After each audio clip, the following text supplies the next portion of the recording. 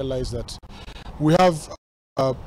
we do not have proper transition of players when it comes to talents that we discover at an early tender age, all through to being professionals.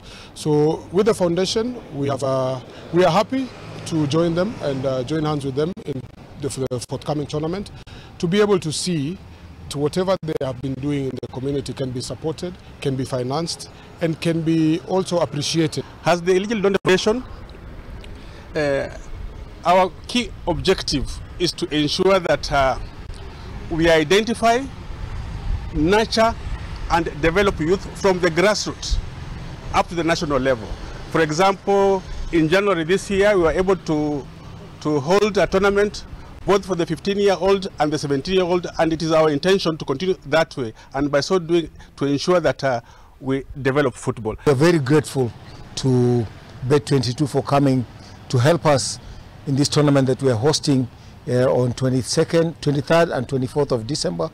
And we are very grateful to them because we know they are going to help us so much in hosting the tournament.